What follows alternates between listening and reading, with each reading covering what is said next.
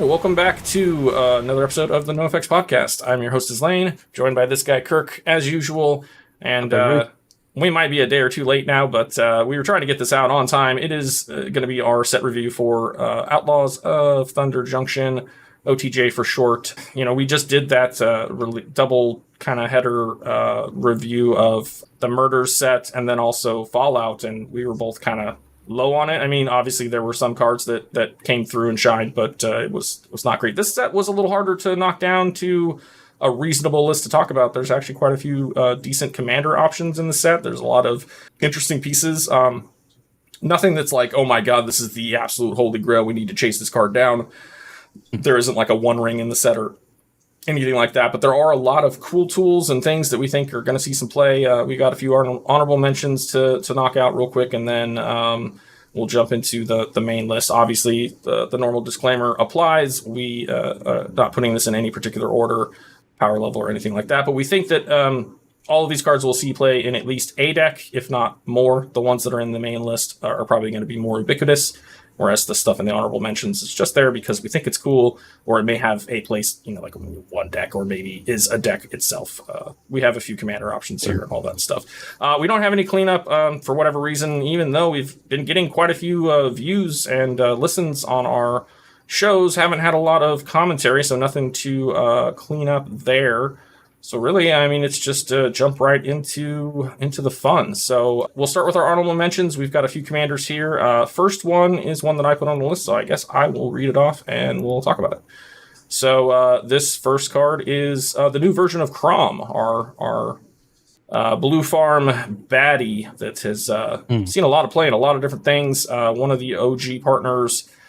This one is not a partner. None of these are that have. There's no partner in the set at all, but a lot of familiar faces that have come back around too, because they're all partner in the set, though.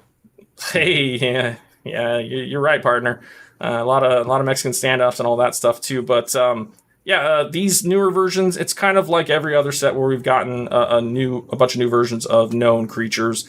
It's hit or miss as far as whether or not they're better or worse, just different. And in some cases, different is good. In some cases, maybe a little weaker than you like. I know when they redid Zur, I was like, look how they massacred my boy. But, you know, I actually said that about this card too. But being an uncommon, he is playable in Pauper, and that's the only reason I'm bringing him up. I don't think that this is a CDH viable deck whatsoever. But in Pauper, not bad. It's so it's Crom. It's Violent Cacophony. It's 2 blue and a red.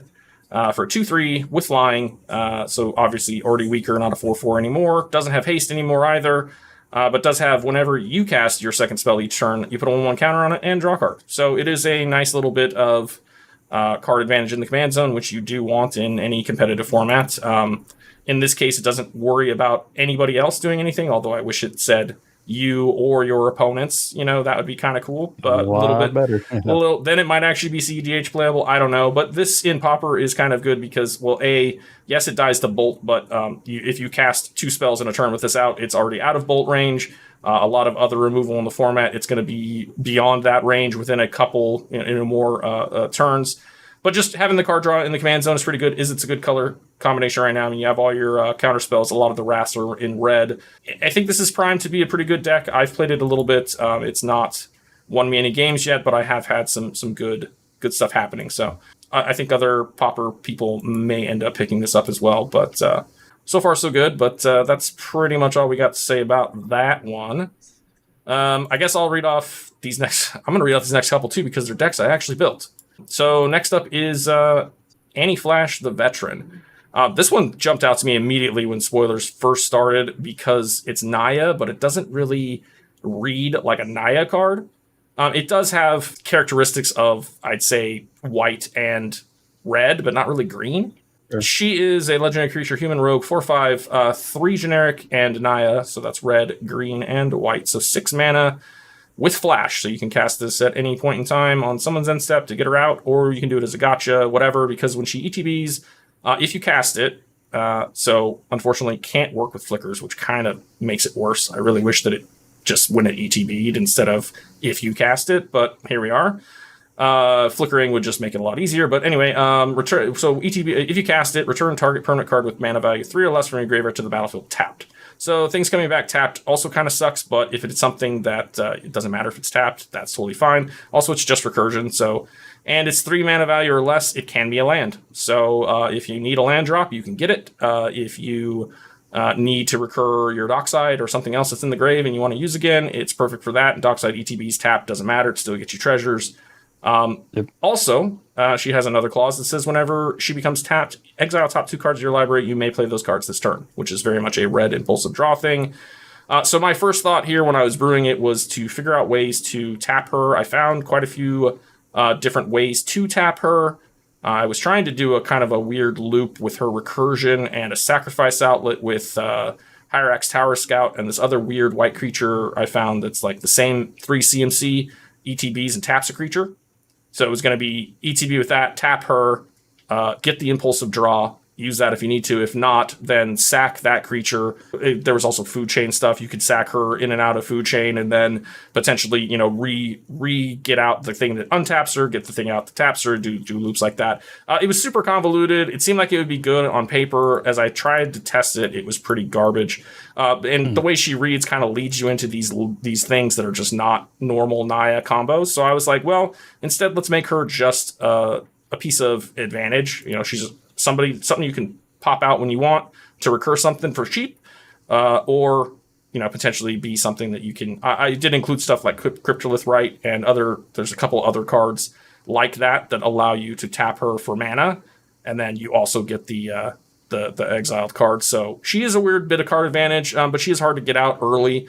So we are just running a bunch of creature combos for the most part, and it's gotten me a win. It's not won a bunch, but it's cool. It's something different. I think obviously Minsk, Rocco, some of the other Naya commanders that are out there, probably a little better. Sure. Yeah, and then probably a little better. Even I like Descana better a little bit too, just because of being able to actually make food chain a thing. A food chain with her is just not good enough because you're just getting that recursion, and with the limitation, there's just not a lot that it brings to the table that I could find. Now, I might be missing something. Maybe there's something there that's better, but anyhow, that's been my experience with her. Did a whole revamp. She's been better after the revamp, but not sure if I'm going to keep her around forever, but so far I liked her. She plays a little different than some of the other Naya commanders I've played, so something new. Yeah, I put together something that did some silly nonsense kind of thing like that with a bunch of the 0 drops and free creatures, so you could do Cloudstone Curio loops with like Dockside and a Kobold, create infinite treasures, and you can start flickering her and recurring everything from your grave. And I was using similar type things to tap her, like Relic of Legends or even Earthcrafts, ways you can tap her. But yeah, it's a lot of setup. It's definitely capable of getting some wins. It's super fun to play. I don't know how strong it is as an overall commander build, but at least it's definitely an interesting one. I like they gave it flash. There are, there's a saddle in this new set. Maybe I need to go back and read more of the saddle cards to see if there's something there with her. You could also play equipments and vehicles, or not equipment, vehicles. There you go. So she's pretty cool. She's interesting. I think somebody's going to figure out a way to make her even better than what we've done, or we'll figure it out. But moving along, this is another commander that I built, and I like this one a lot better. Didn't see him till later on in the spoilers, because I think he might be part of one of those subsets that's only in commander boosters, or maybe he's part of one of the precons. I can't remember what this set symbol is, because there's like 3 sets. Confusing as hell. Well, right? There's like, say it's the big score, which is like, I think some subset within the set. Like everything now is like a commander set plus the regular set plus now some other supplemental bullshit that goes in like collector boosters. 17 artworks. Yeah, it's like, I don't know what they're doing with this shit. But anyway, this is Loot, the key to everything, and he's a cute little bugger that looks like he belongs in an unset, but somehow made it to a regular set. He is Teamer, so green, blue, red, and he's a legendary beast noble 1/2. He has Ward 1, which I have already found is very nice in the Bowmaster meta, because so many people try to kill this fucker. And I'm like, well, do you want to pay the ward? And they're like, damn, no. And then he just stays alive. Something else dies. So he says, at the beginning of your upkeep, exile the top X cards of your library, where X is the number of card types among other non-land permanents you control. You may play those cards this turn. So basically, he doesn't count himself for creature. So you need to have another creature to have a creature. And then it counts anything else. Artifact, enchantment. I am playing the battle Invasion of Ikoria, so that's another potential thing. And I think I'm playing at least one planeswalker, but I may have cut them. I don't recall. I think I had a planeswalker in there at some point. Either way, you can get up to like 5 cards exiled a turn if you happen to have all that shit out. Most of the time, it's 2 to 3, and 2 to 3 cards basically drawn per turn isn't bad. The only thing that I don't like is that when you are exiling this stuff, it's on your turn, it's during your upkeep. Yeah, you get to draw after that, but then, I mean, I guess if one of them is a tutor, you could potentially, top deck tutor for your draw, which is kind of cool. So it does have that advantage going for it. If you exile a worldly tutor, you can do that before your draw step. So then you can draw that card. After that, though, you have those cards sitting there. You can only play them this turn, but it is play, so you can drop a land if you miss the land drop. Per Kirk's sage advice, I made sure to include an exploration in mind so that when you do get those lands off the top, sometimes you can just drop 2 of them, from there, and they're not just exiled. But it does have that downside that, a lot of the times you will flip over a counterspell, and during your turn, you're not going to have a reason to use it unless you play something major and somebody has to, counter into it. But 90% of the time, they're probably not going to unless they have to. So yeah, I mean, you do run the risk of exiling stuff that you might want to keep. There's no real way to get stuff back from exile. But that's kind of the risk you take with any of these types of card advantage engines. For the most part, Teamer has access to, I'm running the Underworld Breach stuff, couple of different creature combos. But yeah, it's pretty much just a control-y list that tries to get as much advantage as it can over everybody else as fast as it can and try to put together a combo. And that's that. It feels a little bit like almost like a strange Teamer version of Hallion or something, where it's not really a combo piece in the command zone. It's just card advantage. That's really all it is. And that is one of the things that we look for. It just, it unfortunately doesn't have an outlet, so your outlet's got to be somewhere else. Right, yeah. And that's where I'm not sure. I'm not sold on it 100%. I think it's probably fine to sit down with. I don't know that I'd ever bring it to a tournament. It's just weird. You do have to play, like you were saying, some cheaper enchantments to really get it above, where you're hitting 3 with a creature, an artifact, and enchantment consistently, stuff like that. And there are fine. There's, Sylvan Library, there's Wild Growths, whatever. There's enough green, decent little enchantments that are there that. And you got your Mystics, Heuristic Studies, all that kind of stuff too. Sure. I wish he had any activated ability at all. That would be kind of nice. It is card draw, but it's not card draw. So, like, those cards go into exile. So, like, if somebody has something that says you can't draw more than one thing a turn, or if you're worried about feeding a Trouble in Pairs or Fairy Masterminds or any of that, you're not actually drawing. Even, right? Yeah, you're not drawing anything extra. Also, I tried to not include a bunch of the 1/1 dorks and try to include some of the ones that have a little bit more beef to them, just to kind of avoid that whole Bowmaster thing. But you can do what you like. Is this the best thing ever? No. I've only built like one other Teamer deck. I think Paco Halden's the only one I have, and that plays very differently. So it was unique enough for me to be like, hey, I haven't played these colors. Let's see what we can do with it. I like it. Again, would I take it to a tournament? Probably not. But am I going to play it here and there with the guys and on stream? Yeah, hell yeah. All right, next one. This one's all you. Kirk put this one on the list. I don't know if I like it, but take it away. Here we go. So this is Magda the Horde Master. It is 1 red and 1 for a 2/2 legendary dwarf berserker. This one probably not going to be a commander that you're going to play in a CDH setting. This one slots into the 99 of the original Magda because it's a dwarf. That's relevant. It's a 2/2. That's relevant. And it has, whenever you commit a crime, create a tapped treasure token. This ability triggers only once each turn. Downside is it can't trigger it multiple times a turn, but any of your removal spells, anything that targets, anything that commits a crime, which is the new one of the new keywords from this set, is going to give you tapped treasures, which the original Magda doesn't care if they're tapped or untapped. Yep. This also has sacrifice 3 treasures, create a 4/4 red scorpion dragon creature token with flying and haste. You can only activate it as a sorcery. Again, the sorcery part doesn't matter. The 4/4 dragon tokens with haste, I've heard various people actually talking about this, whether they think it's completely irrelevant or not. It is an infinite treasure outlet. If with the original Magda, if you Dockside Curio play against or with a Magda, you're trying to make infinite treasures. So If you have this, boom, you don't have to have your bad 5 cost or 6 cost dragon in the deck anywhere that you're not really ever wanting to draw. Well, the thing with the original Magda though is that it sacks the things to get an artifact, which is usually Clock of Omen stuff. But Sure, to make it treasure also loop, and yeah. it gets also the quote unquote dwarf artifact creatures. That's Yep. usually what you go for. The dragons are not really a thing. Like I don't know if the newest versions are even running dragons at all. Most of the newer Um, versions I've seen still play 1 to 2 as an outlet. Basically, the dragon is the infinite treasure outlet. Basically, they'll have some kind of an activated ability that you sack or you pay X number of mana, whether it's 4 for one version or 2 for the other, to deal damage to something. So a lot of the dragons are the infinite mana outlets to deal damage. Yeah, I know when I used to run it, I ran out Utvara and a couple other ones that have like ETB do damage, so you could potentially, Cloudstone them to a degree because it's if you're already doing Dockside Curio, you've already got infinite treasures. You can tutor up all the dragons in your deck and then sack them or flicker them or whatever. So, and this Right. being So an outlet is good, but you can't search this up with the original Magda. So, tutoring for this is only gamble. If you can create treasures, you go get the artifact that makes all of your creatures into everything, into changelings essentially. Then you can tutor this to the battlefield. Sure, I don't know if anybody's running Masswood Nexus, but that Well, is a thing you could. Yeah.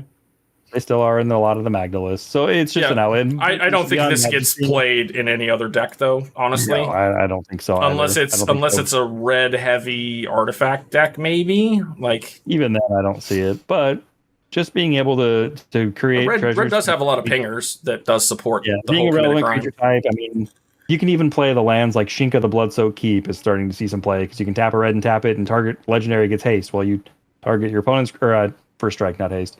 Target your opponent's legendary creature, giving it first strike. Boom! With this in play, you've made a treasure. There's Hammerheim, which I don't even remember what the hell it does anymore. But so I mean, there's even just little lands that are free to play that you can get more ways to trigger this, and Magda plays a decent number of removal, burn spells, whatever, to get rid of the Drannith Magistrates of the World, or et cetera, et cetera. So there are enough just incident little commit a crime target cards in Magda already that this is going to produce enough treasures to be relevant. And just being a dwarf, it's already what they're looking for, dwarves.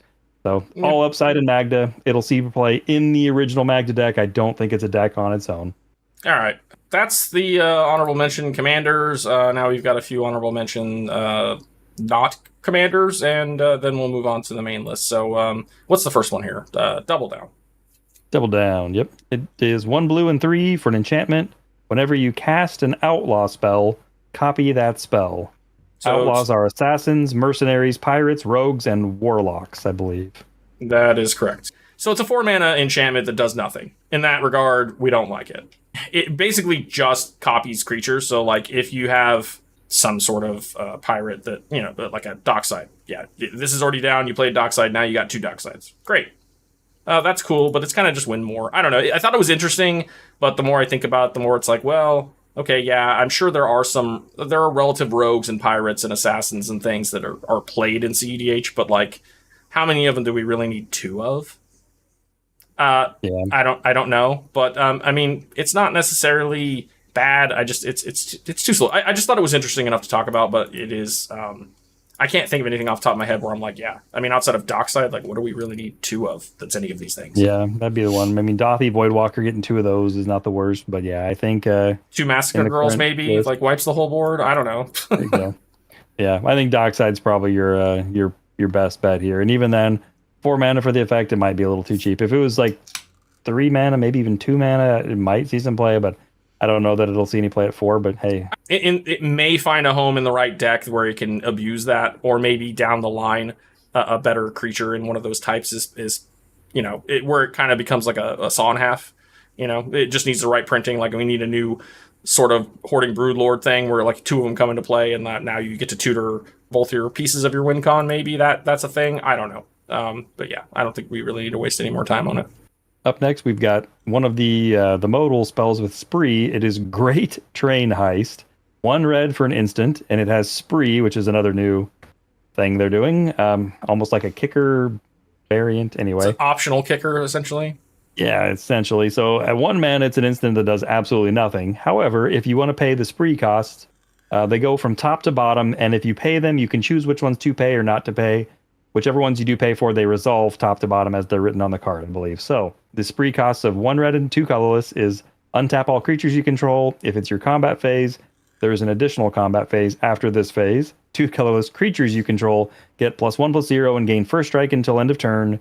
And the last one is 1 red. Choose target opponent. Whenever a creature you control deals combat damage to that player this turn, create a tapped treasure token.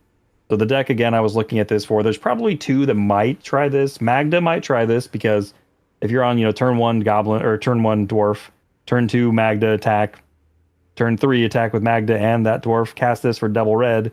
When you hit, you're going to have your 1 treasure, 2 on the next one, 4 treasures, 5 treasures right here. So boom, turn 3 Magda has 5 treasures available.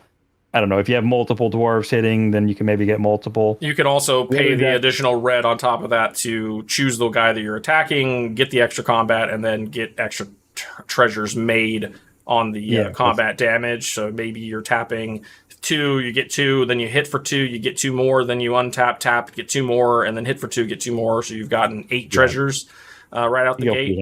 I mean, it's kind of expensive to get to that point, but... Sure. The other deck that might play it, I could see trying this out in Rionia. It's a deck I love and play because not only are their mana ability is relevant to get treasures when you deal damage.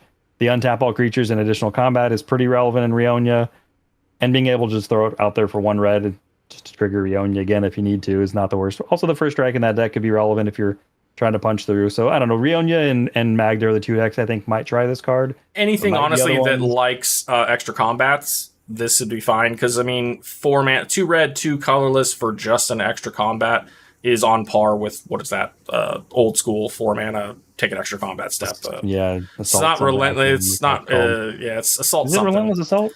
It might be. I thought relentless assault was the one you pay the 5 mana for to do it again. Yeah, 2 red and 2 relentless assault. So this is basically that. So this one's pretty decent as far as it's also an instant that lets you untap all of your creatures on your opponent's turns or give them all first strike and or both. So there are times where this could be a gotcha, untap, blowout blocker. You're tapped out with untap and first strike so that you definitely blow them out, maybe. Yeah. So it could be definitely a thing there. The only thing I really hate about these modal spells, in particular this one, and there's a couple other we might talk about, is they cost 1 damn CMC. So this could be mental misstep. How bad would that feel? You dump 5 mana into this to get the untap and treasure clause on this to get another combat, and somebody's like 2 life, counter it. So that's where I'm a little scared of playing something like this because it's another mental misstep blowout. But it is. This is the kind of thing that gets played later in the game after mental missteps have been used on early game stuff. So it's probably okay. But I think anything that's running extra combats, this is something that they may consider. Even just any Boros deck really that has. Or Boros or low color red Groll even maybe, just to get the extra combat or just to get through for treasures for more mana because a lot of Groll stuff costs a lot. Could be all right. See that. The next one we got is another one of these. Cool. That one is 3 steps ahead. It is 1 blue instant with spree. Spree costs are 1 blue and 1 colorless. Counter target spell. 3 colorless. Create a token that's a copy of target artifact or creature you control. 2 colorless, draw 2 cards, then discard a card. So you can pay 3 mana for a cancel. You can pay 1 blue and 3 for an instant speed. It's essentially Phyrexian Metamorph, but only on your creatures or artifacts, unfortunately. Right. And it's not a Phyrexian mana, but it's still 4 mana. Yeah, or 1 blue and 2, draw 2 cards, discard a card. All modes relevant. This is one of those it's kind of a medium card. Three mana for a counterspell is awful. Just generally, cancel's bad. It doesn't get played. 3 mana for draw 2, discard a card is basically the same rate as Frantic Search and other cards like it. Frantic Search obviously a little bit better because it does untap 2 of your lands, but this will do it in a pinch. But I think Frantic Search untaps 3 lands, but either way, regardless, because most of them you have to pay for. You have to pay for them, and then they untap basically what you paid. I think the relevant part here is the copy. In clone decks, 4 mana copy, you might be able to find space for it because it's not a creature. So it is something that you can search for with a mystical tutor to then use this on the next turn to copy somebody's dockside or whatever. Oh no, it's yours. So it has to be your dockside. Yeah. So there are 2 specific decks that I'm thinking about. This Urza maybe, yeah. Actually, I think that's a good one. That's actually probably that's artifacts. So Urza's pretty okay. Unctus is a deck that I love. It's one of my pet decks, and this is great in that one because you can make a clone token copy of one of your untappers, and then boom, you have your untapper nonsense. Unctus can turn one of your creatures into an artifact. Not that that's super relevant, but anyway, Unctus is one. A big one that I'm thinking of, and I've seen played more and more lately. I've been running into it weirdly. I think it's Vadric is what I want to say it is.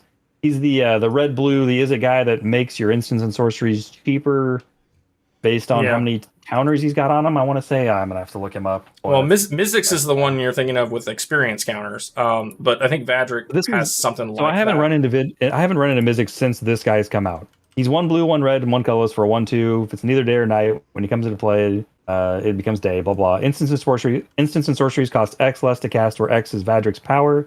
And whenever day becomes night or night becomes day, you put a +1/+1 counter. Yeah, I remember this guy. So yeah, this guy. So something like that might be a deck for this. But where does that actually pay for the? Can you discount that though? I believe so. I would assume so. So you would announce the spell, you would announce the additional cost, and then your cost reductors would come into play. So I think it works. I mean, if you could, listening and I'm wrong, please let me know. I'd love to hear it because I don't want to screw up and play this wrong and get blown out. So, but yeah, yes, okay. So if you have like a couple on there and you can pay 1 mana to draw 2 discard, great. If you can pay 2 blue to counter a spell, just fine. If you can pay 1 blue and make a creature or artifact copy, great. Or do any number of these for just 2 blue. I mean, you would need 5 counters on him. Same with Mizzix. You would need 5 experience for that to work if it works that way, but I'm not 100% certain. It'll see a little bit of fringe play, but I don't think it'll be a main deck for most of your high tier decks for now. All right, we've got a couple more for honorable mentions. This one, Duelist of the Mind. This is one of those player rewards cards or player champion cards that they got to help design their own, I believe. So it's 1 blue and 1 for a star 3 human advisor. It's got flying and vigilance, and its power is equal to the number of cards you've drawn this turn. And whenever you commit a crime, you may draw a card. If you do, discard a card. This ability triggers only once each turn. So off of him himself, he is at most a 2/3. If you can, do the thing. It's for every card you draw this turn.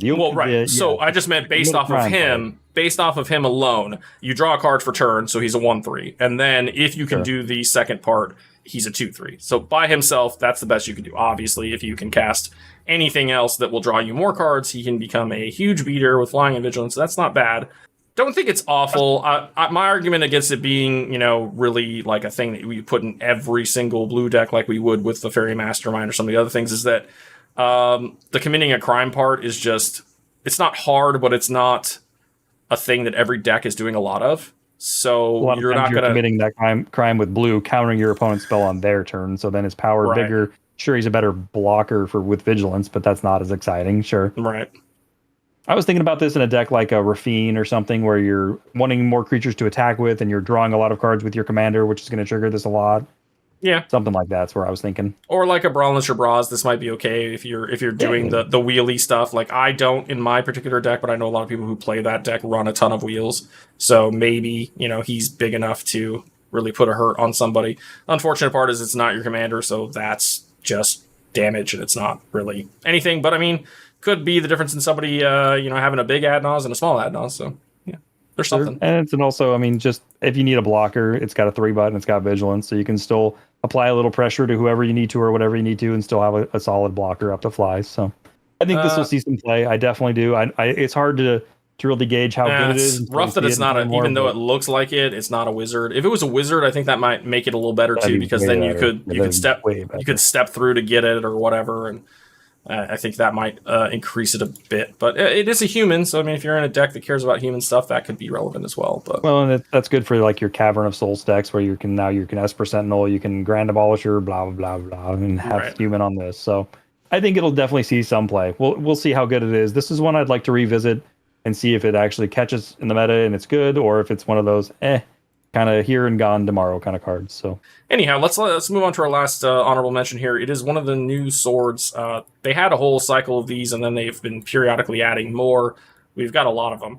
One thing I will say is that I think that these should all be legendary, and I'm mad that they're not. I think that they should go back and errata all of the swords of X and X to be legendary. In every single instance, like if they were legendary, not only would that help with certain decks that care about legendary stuff matters, but then there's decks that like where I play Search for Glory, which is that 3 mana white source snow sorcery that says search for a legendary permanent, a snow permanent, or a saga. And in the decks that I run that, I'm usually running Urza Saga as the saga target, and then Snowlands as the worst case scenario. Go get a basic because you just need a land and you're screwed, or go search for a legendary creature 90% of the time. Although in some decks that might be the One Ring, it could be a legendary land, it could be legendary anything.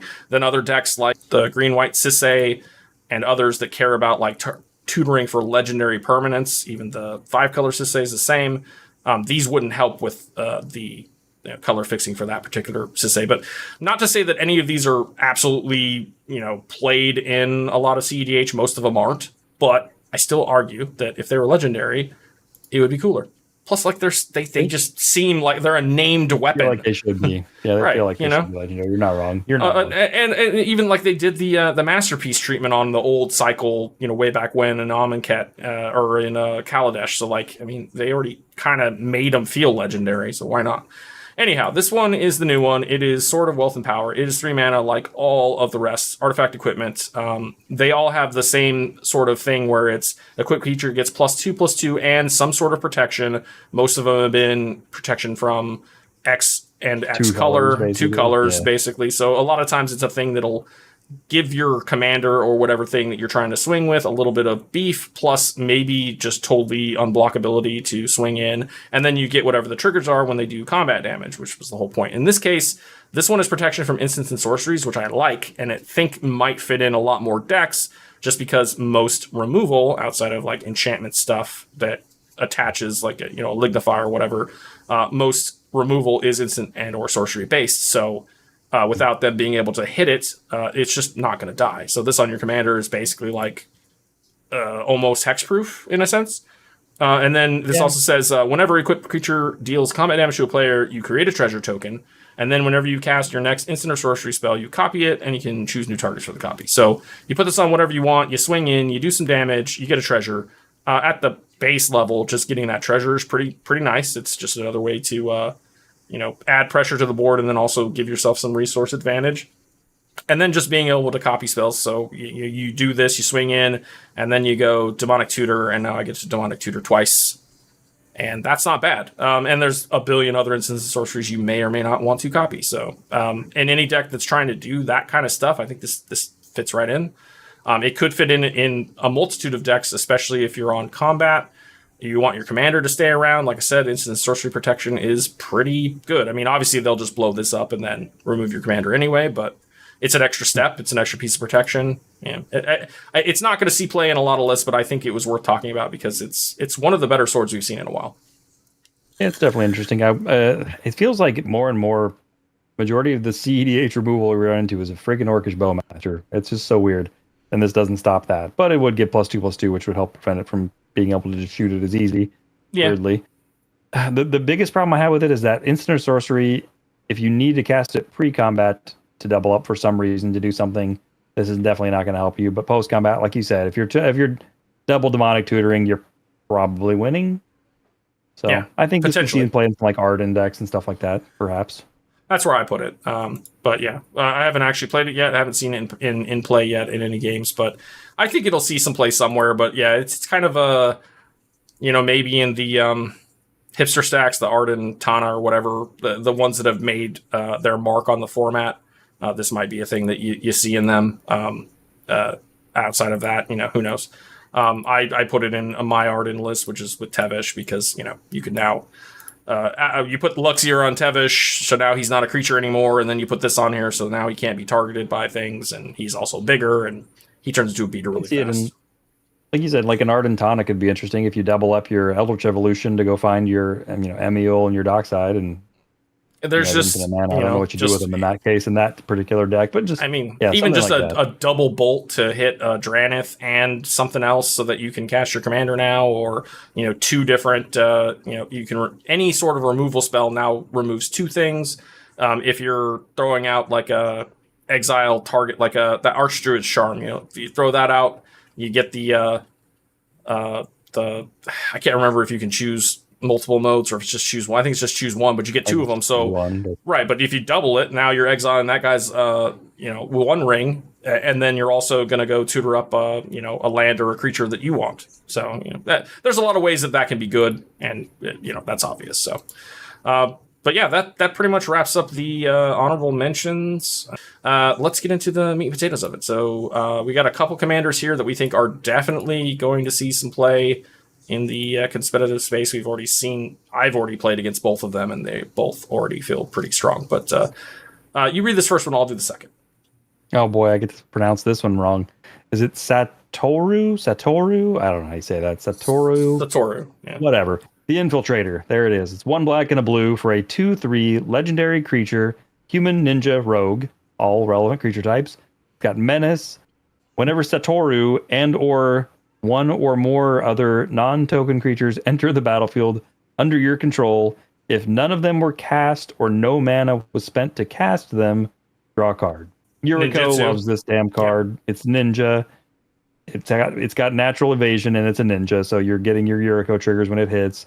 Your ninja crap that you ninja into play is already going to trigger this, and you're going to draw more cards. Your free little Ornithopter or Phyrexian thing that's a 0/3, or your Memnite or whatever you're casting for free after you ninja them back to your hand and recast, are going to draw you a card with this. We had this... Joey played it on our recent pod of new commanders from the set. And he chose to build it in a way that focused a lot on those 0 drops and or the XX or X casting, the Stone Coil Serpent, or I can't think of any of the other ones off the top of my head, Cryptic Trilobite and other things that are just walking Ballista, any of them. Sure. You can play them for 0. They die instantly, but they still ETB and trigger. And the main thing where this would have really sucked, and we probably wouldn't be talking about it at all, is if it said this ability only triggers once a turn. And thankfully, they didn't do that. So we did see Joey in that game, or one of the games we played. I don't recall if it's the one that I edited or not, but there were multiple times where he dropped these 0-drop creatures and just drew a card, and then dropped another one, draw a card. And it's kind of an egg thing with Joyra. It's got that same sort of, you can build it that way, and there are enough artifact and or blue, black, or colorless creatures that you can kind of give yourself a threshold of quite a few of those to draw. And then you can also be running, if this is your commander, that's probably how you build it. Otherwise, this being slotted into just every regular Yuriko deck. I'm already running the other one that they printed where it gives everything in your hand in Jinsu. I'm already running that in my Yuriko list. So like this on top of that is just gravy, because this can't be or something like that. Yeah, his OG version. He in this case, being a commander, he's Dimir. You got your normal win cons. You can build it in a way where you draw a lot of cards because of eggs. You can also do ninjutsu stuff, play a lot of evasive creatures. If you're in your Yuriko, you're doing the same thing already. This in the 99, it can't be ninjutsu'd in unless you do have the OG Satoru. But it can be just a thing that goes on the board and potentially draws you some cards every time you ninjutsu something in. So that's good by itself. I think it's good in the 99 and as its own commander, to be honest. For sure. And the version like Joey was playing, the eggs version, so to speak, with all the 0-drop or X drop creatures, having all those in your deck means your CMC is probably crazy low. So it's a very good ad nos deck as well. Yeah. And you can pop your ad nos, find all these free dorks. Then when you stop your ad nos, you have a multitude of those in hand, and this is in play. You can start casting those and still drawing and going even deeper. So it's a great ad nos deck, which I think this is definitely the one that we'll see. You're right. One of this one or the other one of the two that we're going to see the most play as an actual CDH commander. This one will see more play because it also goes in the 99 of Yuriko. Yep. Agreed. So the next one that we think is definitely going to see some play is Stella Lee, the wild card. This is a human rogue 2/4 for 1, and is it blue-red? So it says whenever you cast your second spell each turn, exile top card of your library until the end of the next turn you may play that card. So just like Annie and Loot that we already talked about, it is another impulsive draw commander, so you do get a little bit of that card advantage. This one is also pretty cheap, easy to cast, so it's going to come down early. And if you are running a low curve, you're going to be able to cast a couple of spells per turn with no issue, and then also have that additional card advantage. And then it also has the ability to tap and copy target instant or sorcery spell you control, and you can choose new cards for the copy, but you can only do that if you've cast 3 or more spells this turn. So this is definitely a Storm commander. It wants to cast 2 spells, get that exiled card, cast it as well, and then maybe even cast something else after, and then, obviously cast something else after that and activate 2 copy. All of what it says on the card here doesn't say like really how powerful this is. I've seen it already. I can't even remember any of the cards. There's like 30 cards you can put in this deck that it just goes infinite with. It goes infinite with a fucking hand sandwich. I was playing against it and had counterspell in hand to stop something, and I didn't stop something, and then it was just like bam, bam, bam, bam, all these things happen, and then, this thing comes out, and then this is just an infinite loop, and they just won, and I was like, what the fuck? I didn't see that coming, had no idea. It was like a turn 2, turn 3 win, and it was just like, okay. And then the player went on to explain, like, oh yeah, there's this card and this card and this card and this card and this card, and all of these just go infinite. And Refocused and Cerulean Wisps and all these other ones. Yeah, you might. I know you built this. So you may have more insight as to what those cards are that go infinite. Just to give some examples.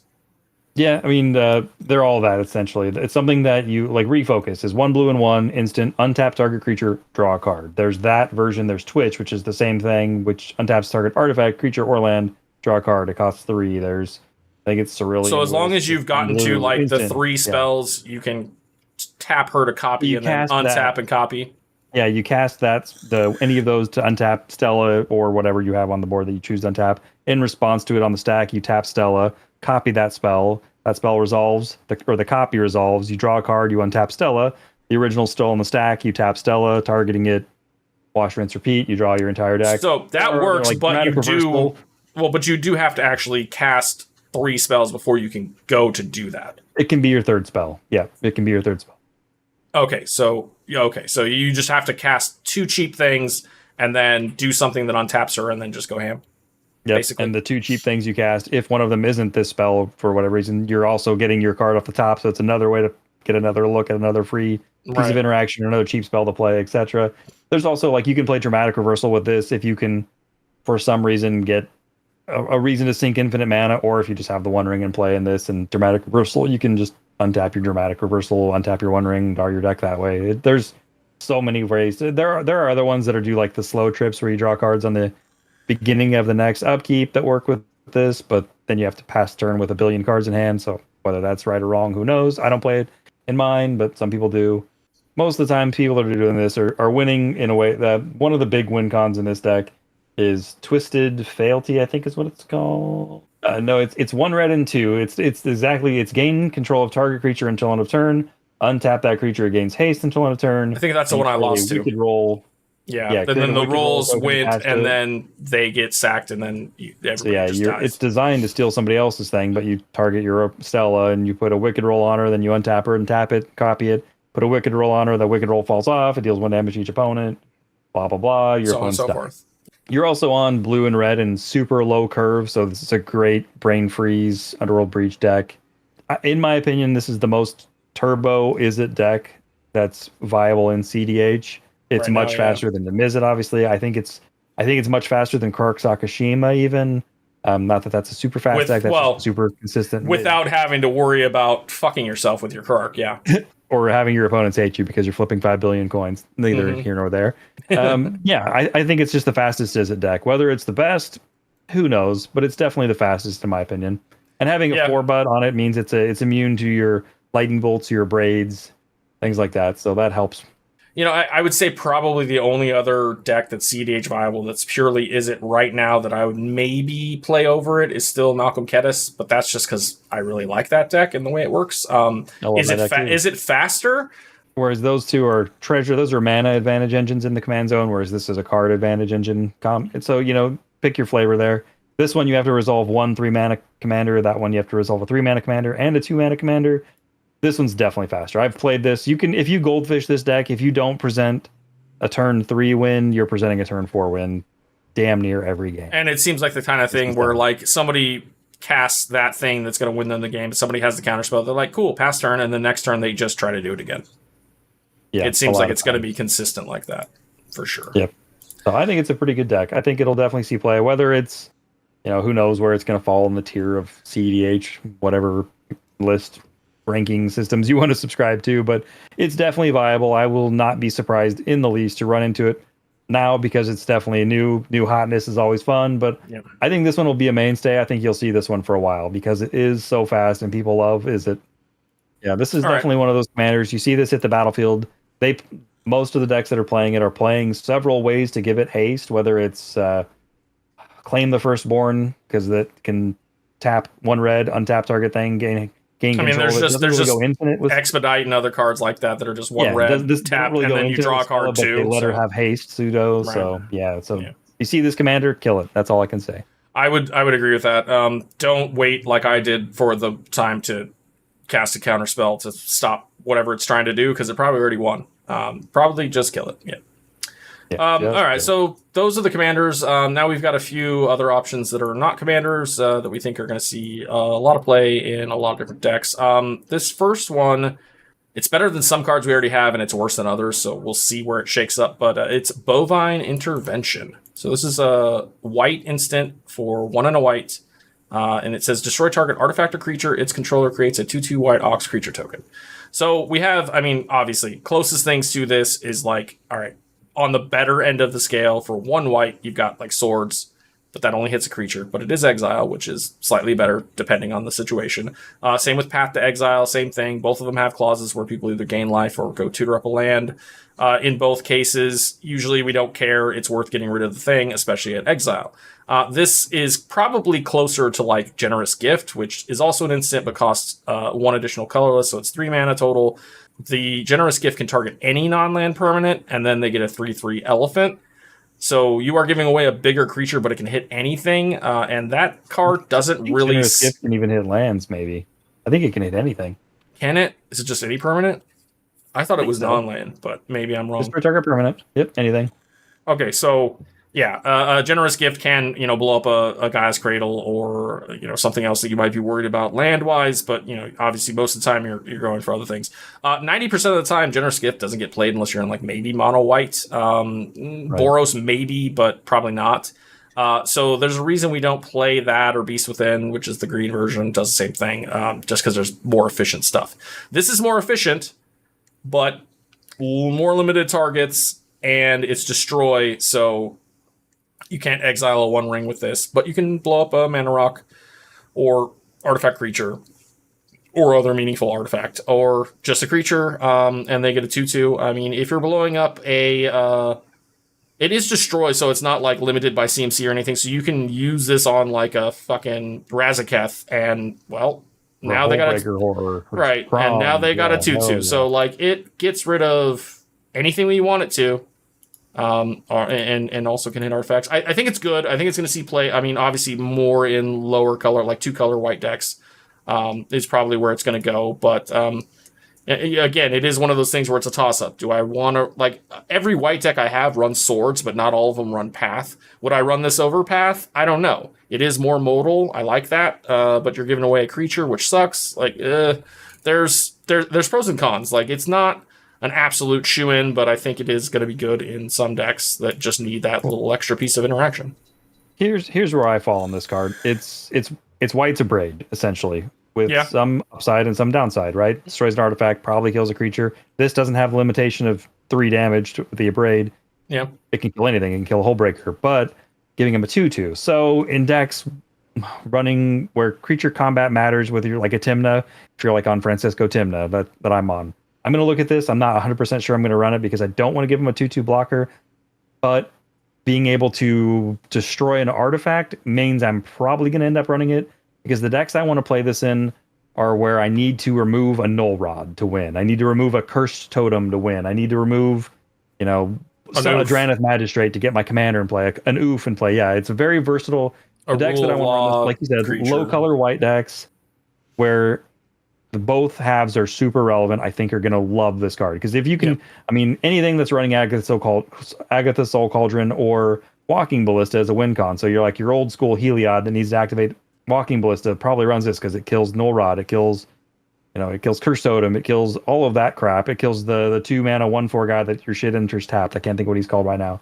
Dauntless Dismantler. Dauntless Dismantler, yeah. Shit like that. This is where this card is going to shine. When you need to kill something and you need it to be versatile, this is perfect. Like you said, low color white decks, your mono white decks, your Azorius decks, because a lot of those decks are running artifacts heavily, and they need to be able to kill a Null Rod just in case, right? Or a Collector Roof, or have that flexibility. Boros. Your Boros decks. Selesnya likes it too. Shit about a 2/2. Yeah, those kind of decks are going to love this card. Or whether it's going to see play in like Timnacrom, no, because you don't want to give them a 2/2 blocker and you have better things to do, probably. But the other ones, for sure. Yeah, I think it's going to see play in a number of decks. It's just not, like you said, anything like 3-color and above, you probably have better options. But in 2-color decks that are white, I mean, white is just continuously getting good support pieces that just help out some of these lower color decks. It's one of those things that just makes a discussion about, like, should I be running... if I'm choosing to run, or if I'm thinking about running this, like, should I be running Generous Gift? Should I be running Unexpectedly Absent, or Path to Exile even? There are Soul Partition or whatever. Right. There's a lot of different options now, so you've got a lot of different choice. And if you don't want to choose, you can just run them all. It's just an extra piece, So this next one, I'm going to read this one off too, because I was kind of high on this. This is another one of those instances with Spree, but it's the white version. This one's Final Showdown. So it's one white mana to cast. Obviously, nothing happens. And then we have the Spree, which same top to bottom. We've got some options. So +1 colorless. All creatures lose all abilities until end of turn. And I think this is really the one that matters here. It makes me want to play it. But the other options aren't terrible either. The additional is pay an additional 1. Choose a creature you control, it gains indestructible till end of turn. And then +3 and 2 white. So this would be a total of 6. Destroy all creatures. So if you wanted, this is a 6-mana destroy all creatures, which is expensive, Wrath of God. But, if you're just going to go pure board wipe, destroy all creatures with no additional clause, this is 6 mana, so it's expensive, and that's bad. But for 2 mana, this is a white instant speed dress down. Now, granted, it's not a permanent, so it doesn't stay on the battlefield the whole time, and you can't, like, trick this into play on somebody's end step and then leave a dress down on the field until the next end step, sort of thing. So you can't do fun shenanigans like that. But it is a white version of Dress Down, essentially. Like, this can get flashed in when somebody's throwing down a Dockside or Thassa's or whatever, and it just shuts that shit off for 2 mana. Yeah, that's where I'm confused on this card, because I don't know in reading it that it stops either of those. Truthfully. So Dress Down, we already know and love, right? So Dress Down is a blue enchantment for 1 and a blue, has flash, so you can cast it at instant speed. When it ETBs, you draw a card. That's slightly better, but it just says creatures lose all abilities, and at the beginning of the end step, sacrifice Dress Down. So it does have that thing where if you're in the middle of somebody's end step already, past the beginning, so to speak, this will stay on the field until the next end step. Anyways, it just says creatures lose all abilities. Final Showdown also says creatures lose all abilities until end of turn.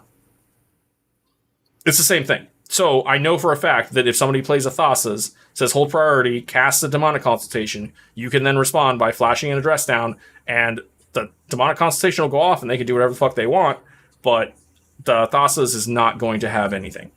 It will not. The trigger, even though the trigger goes on the stack, it's just gone. The trigger's gone.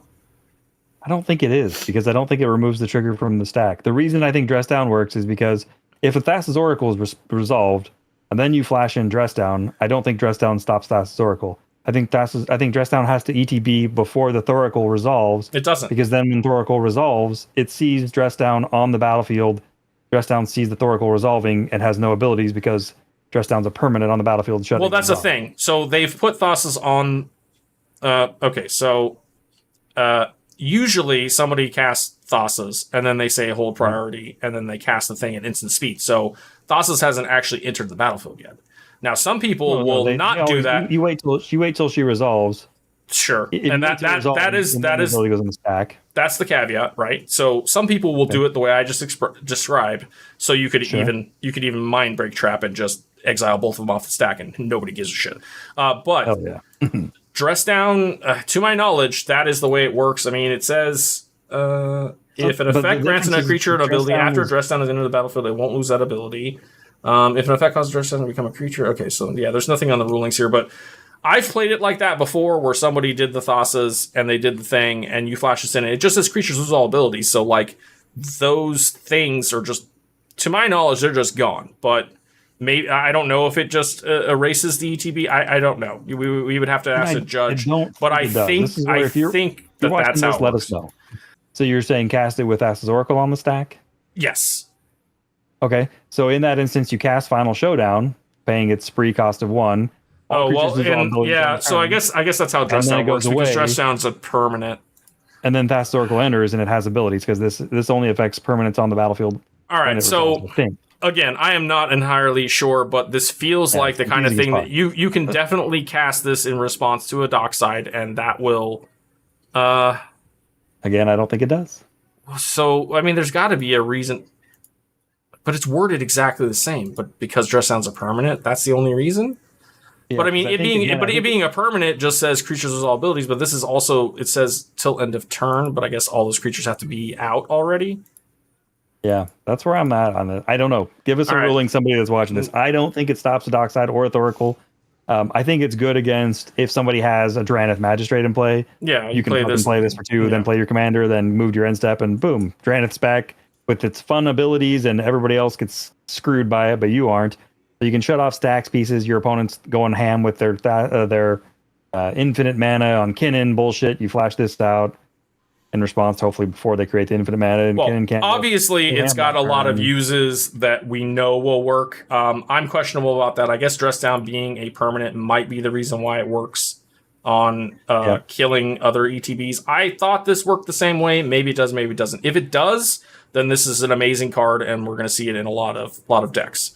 Also, even if you don't want to make creatures lose the abilities, you can just pay the 6 plus the 1, so 7, and give like one of your creatures indestructible, so it doesn't die, and then kill the rest of the board, which might be good enough. I mean, instant speed. What's the bounce? The Cyclonic Rift type ability just for creatures. Well, and then you pay the additional 1 also, so it's a total of 5, 6, 7, 8. If you can pay the full mana, you can, if there are indestructible creatures or creatures with ward or anything that might stop this from being a thing, you can make them all lose all of their abilities and then, save one of yours, destroy everything. It's got its uses. You actually bring up an interesting point right there on that. So because of the way it's worded, because the spree resolves top down, if you have a creature on the battlefield, you want to say you cast this, you overload the spree costs. All creatures lose all abilities. Then a creature you control gains indestructible till end of turn. Then you destroy all creatures. So your creature is surviving this because it's indestructible. The same token, if a dockside enters the battlefield after this resolves, it's going to enter the battlefield and going to make a shitload of treasures because it's got that ability. That's why I don't think it works for stopping Thassa's Oracle or dockside. So if it doesn't work to stop those, is it going to see play? That's what I want to know.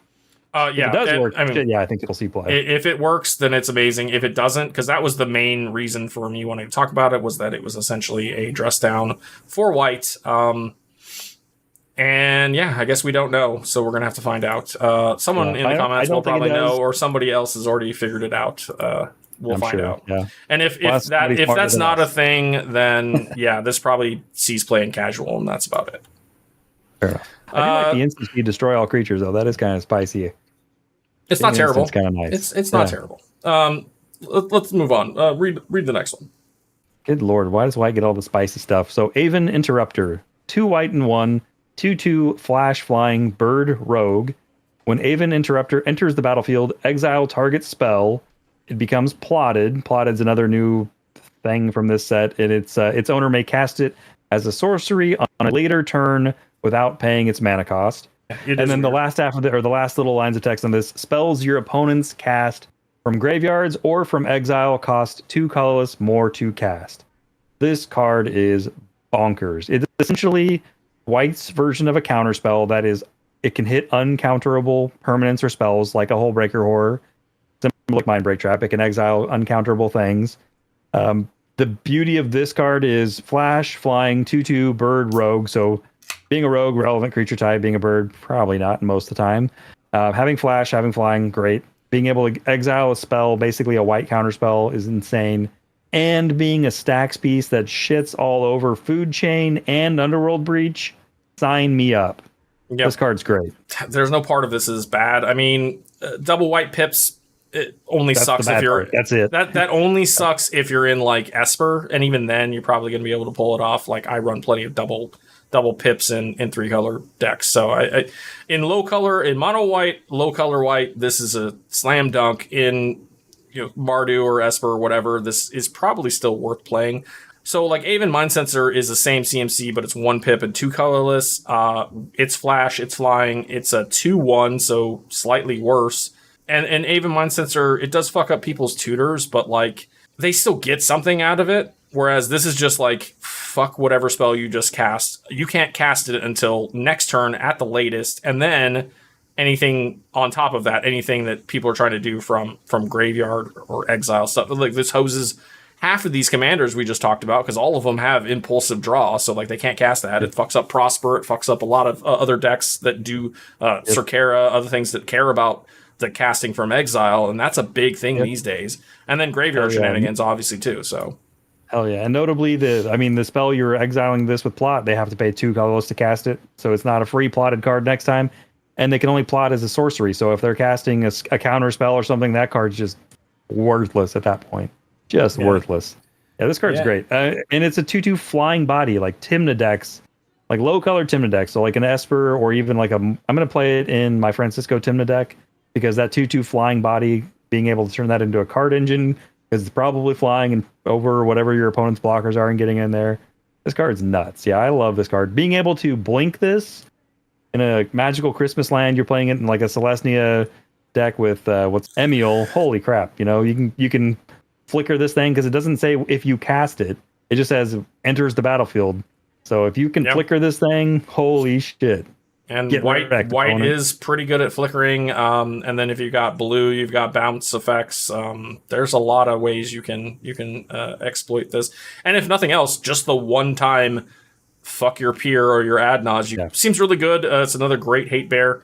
It is in the 2/2 range, just the same. So like this could go in Descana and still trigger her as well. So that's another place for it. Do you think Winota will play this? I'm curious.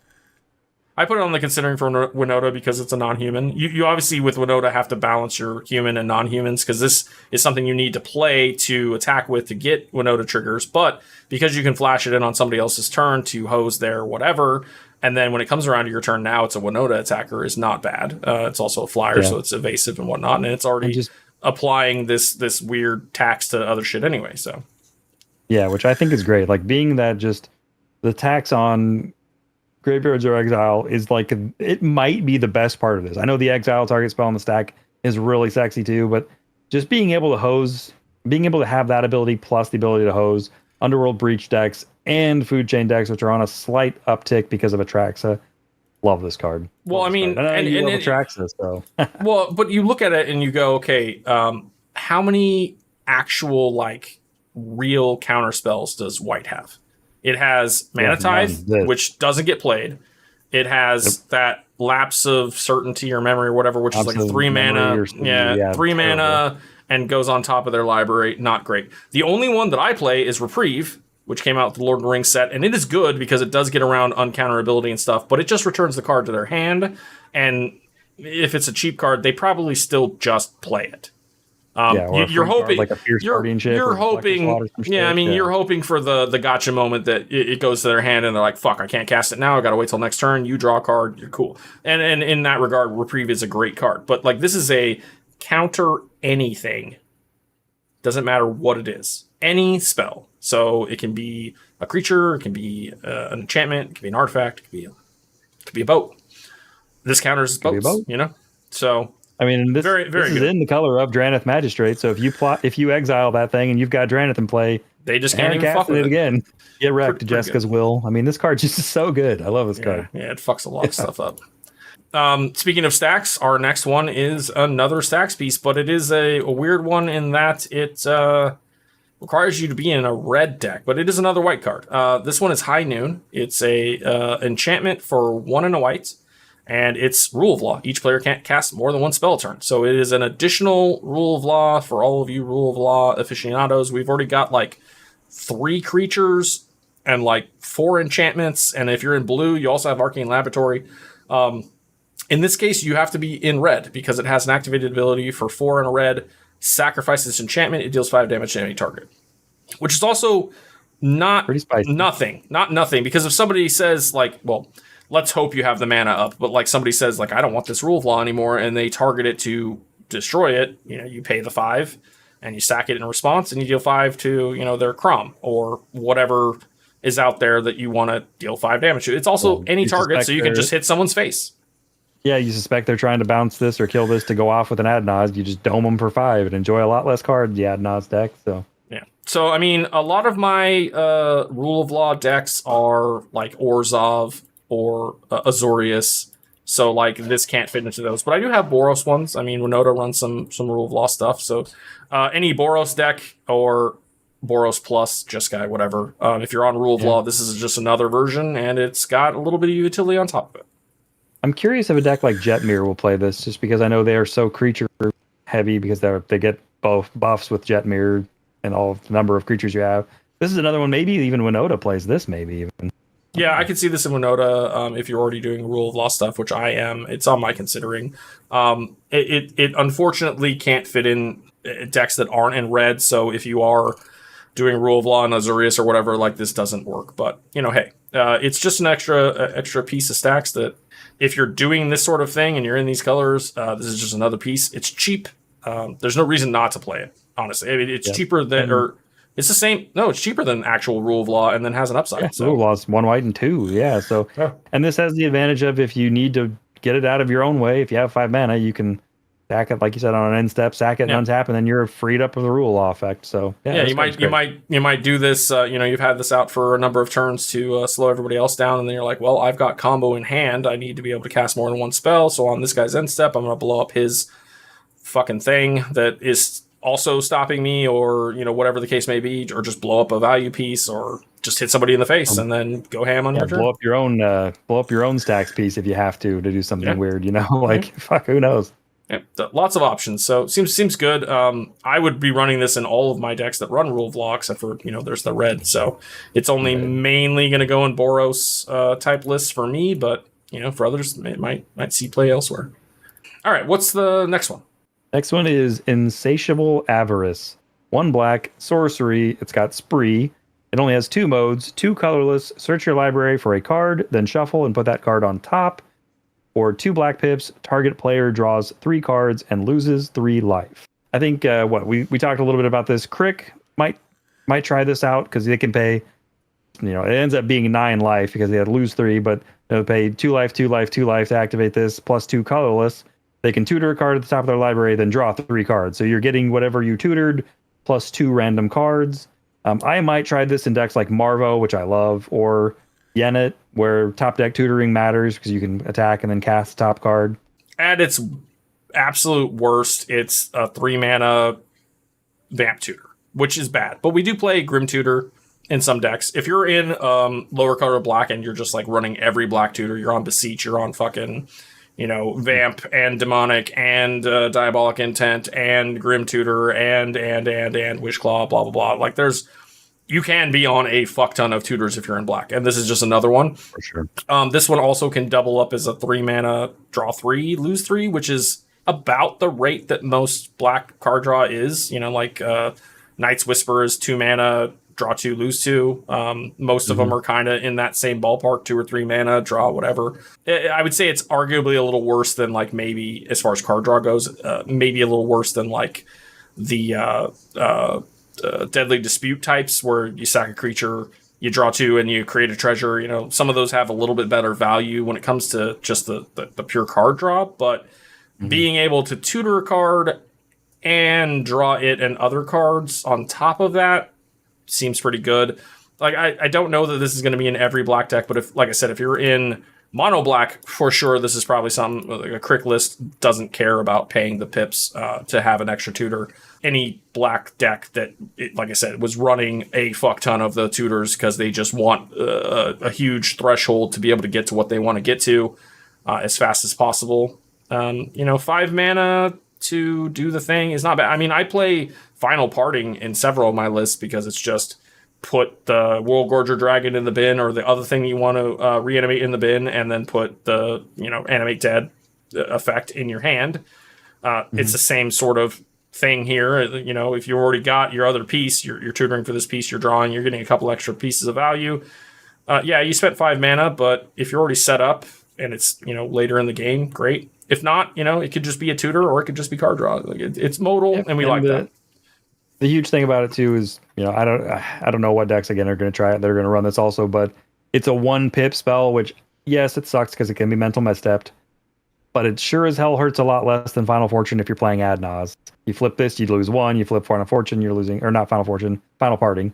You flip Final Parting, you're losing 5. You flip this, you're losing 1. So if you're on like both, if you're on, like you said, a high density of tutor decks, 1 mana or 1 pip in an Ad Naz deck isn't too bad.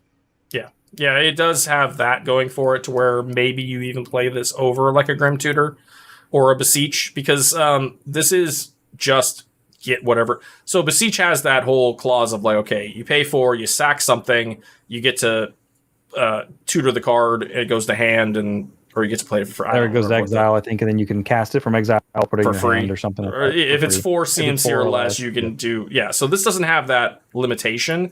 So if you are on Ad Naz and you're trying to avoid those bigger pips like Beseech or like Grim Tutor or whatever, this may be a better option for you. It does suck that 90% of the time when you do an Ad Naz, you go through your whole thing, and maybe you get. And this is great if you're able to get into the Dark Writs or the Cabal Rituals and have the Threshold, I think it is. If you have Threshold and you get the 5 mana, well, now you've got the 5 mana to just cast this thing and go after your Ad Naz. Also, a lot of Ad Naz decks that are at least Grixis or like Mardu that have red, you might go through the whole thing, drop a bunch of shit, and then go, okay, Final Fortune, and then cast this just to put the thing on top, and then draw that card on your Final Fortune turn and win maybe. So like, I think it's... Or Dockside, have a bunch of treasures that can produce your black. So yeah, I think this card is not, like you said, not a slam dunk, but I think I will not be remotely surprised if this catches on in at least a couple of decks. Yeah. Yeah, I mean, like, I wouldn't play this over Vamp or over... No. Maybe probably not over Impseal either. Not over Demonic. Diabolic is kind of close. It's in the same sort of ballpark. Like, it costs 2, you got to sack something. In this case, you don't need anything to sack, so that sometimes is better. But yeah. Grim Tutors, like you said, is another possibility. Even like what's the Scheming Symmetry, where you tutor to the top and then opponent tutors to the top? Something like that. This might see play over, and that sees play in some decks, weirdly, so... It does. I would definitely play this over that, just because you're not giving anybody else the tutor. And in some cases, you might want to play this over Wishclaw, just because you're not giving people the tutor. Wishclaw is great because you can pay the initial investment and have it on your field and use it later. A lot of times, though, you play it out and you use it immediately to go get something, so it's 3 mana. In this case, it's 3 mana to do similar. I mean, that goes to hand, this doesn't, but you still have the option to pay the extra to draw it. So I don't... You're passing the Wishclaw around, you're not feeding somebody's Dockside with this. That too. I guess the only thing that really sets it back from some is that it's a sorcery, but like most of the ones that go to hand are sorcery anyway. So next one here is one that I definitely know is going to see play. I've already put it in decks, and I'm sure other people have. This one is Molten Duplication. It is a sorcery for 1 and a red, and it says create a token that's a copy of target artifact or creature you control, except if it's an artifact in addition to its other types. Gains haste till end of turn, sacrifice at the beginning of the next end step. This is just another Twin Flame or Heat Shimmer, which in 90% of my decks where I'm playing Dualcaster Twin Flame, I don't even play the Heat Shimmer because it costs extra. It is got some, like, you don't need to control your own creature to use it. This one does also require you to control a creature to target or an artifact. Which is where this one really shines. Yeah, being an artifact, you can target that and then also just continue to go ham afterwards. But yeah, it's going to do your Dualcaster thing. You can target an artifact on your field just to make extra mana. And then slash in the Dualcaster, copy the Dualcaster, go ham, and get your win. It's an additional Twin Flame that just feels slightly power crept because you can target an artifact. That does make a difference. There are some situations where this is worse than Twin Flame, because if I remember right, Twin Flame makes a token copy with haste. This makes a token and then it gains haste. Seems weird, but there is a commander from this set, the Girid, that I played, that when you make token copies, if you're making token copies with this, they don't have haste naturally, whereas if you're making token copies of a token you make with a Twin Flame, they have haste. Very small niche, which won't really come up all that often, but it could occasionally. But yeah, this one being able to copy an artifact, like you can target your Soul Ring, and then you said, flash in your dual caster, and then do the loop where you're making infinite hasty dual casters and attacking. Not having to have a creature in play to start that chain is huge, huge. There's also the instances of the Wishclaw you mentioned. You have a Wishclaw on the field. You can play this, copy your Wishclaw, activate it, give away the token that's going to sacrifice at the end of the beginning of the next end step, and then you can also activate your own Wishclaw, and boom, 2 tutors. Yep. Fucking broken, right? Yeah. So, I mean, that's the reason why Heat Shimmer was slightly better than Twin Flame, even though I don't run it, was that it could target anybody's anything. You didn't need your own thing. But this kind of shores up that weakness, being able to target one of your artifacts, which you're almost assuredly going to have. But yeah, in any creature combo deck, this is going to be good. I mean, even if you're just copying your own Dockside, that's good.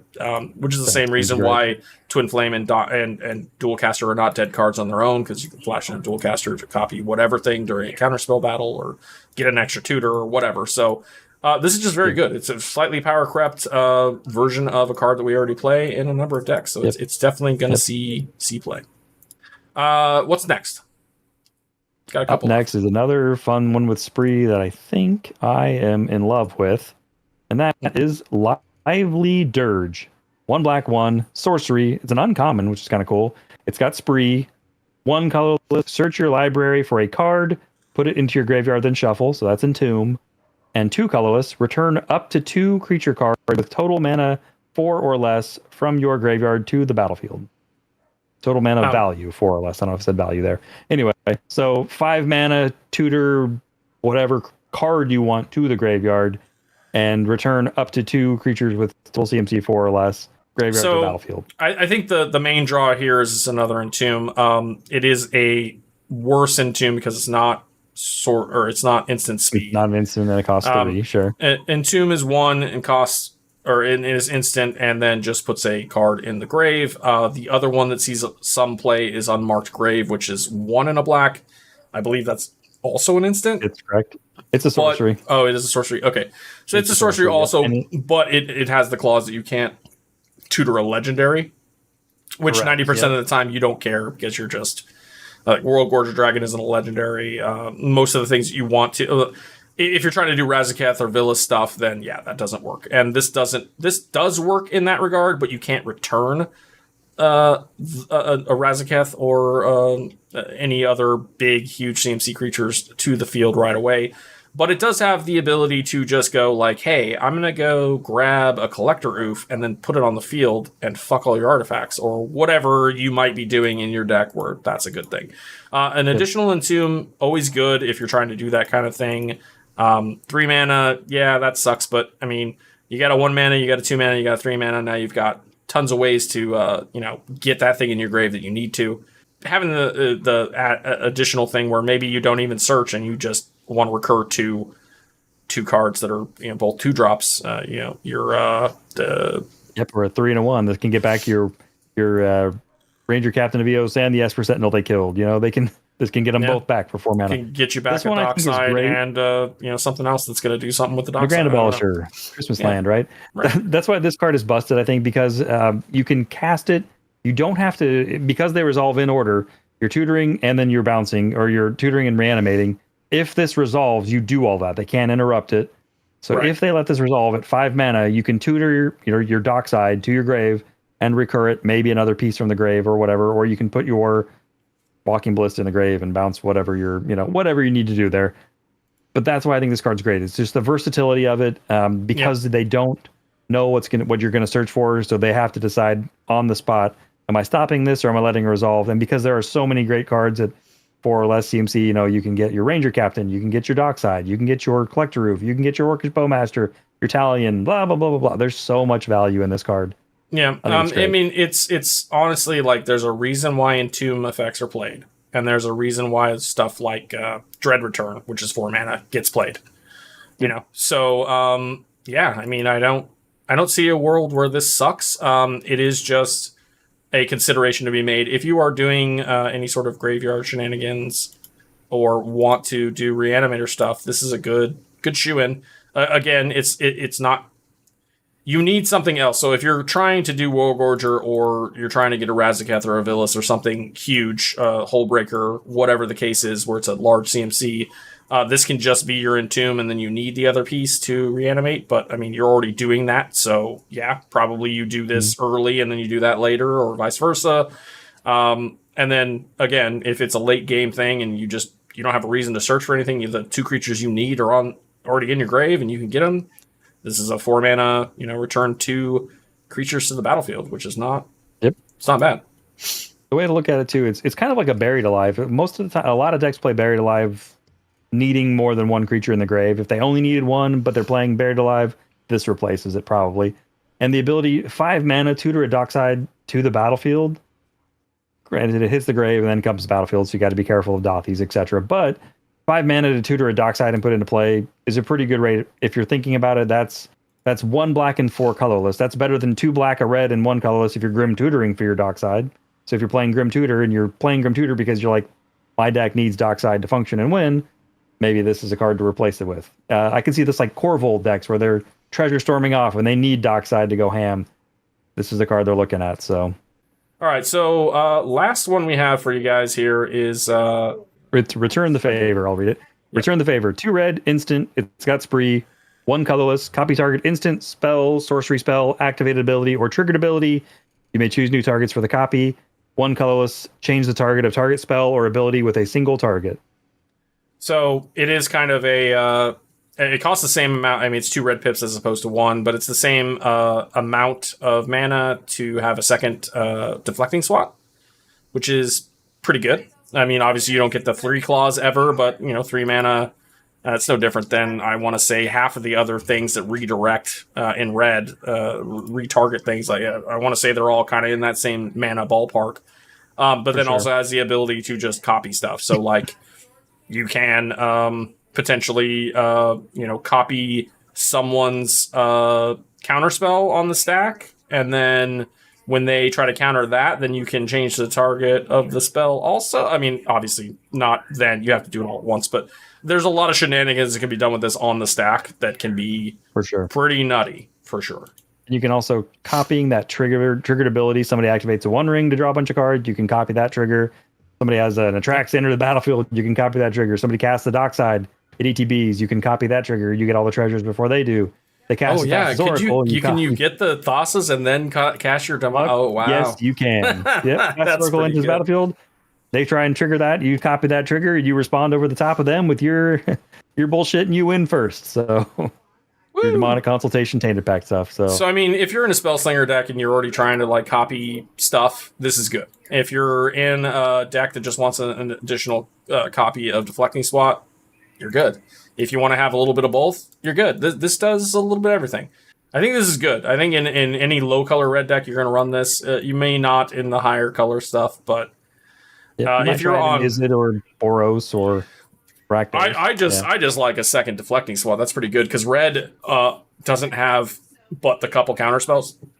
So like Deflecting Swat is essentially a counter spell for red, but also obviously has a lot of other applications. This doing that same sort of thing is great. I think it's got some potential. This is one I'm going to test. And the one thing we didn't talk about, all these spree spells also, if you're still on Spellseeker, a lot of these cost 1 or 2. You can tutor them up with Spellseeker, which is kind of nice too. I think a lot of us have kind of cut Spellseeker because of its limitation, but some of these spells having the lower amount may be a reason to bring it back for sure. Yeah. I'm looking at this as more of a, it's a gotcha moment for certain ETBs or activated abilities, but I think that just the additional Deflecting Swat is really good. Because, I mean, like, we got Sabalt's Trickery, and that saw play a little bit, but then it kind of just fell out of favor. I haven't really seen anybody playing that anymore.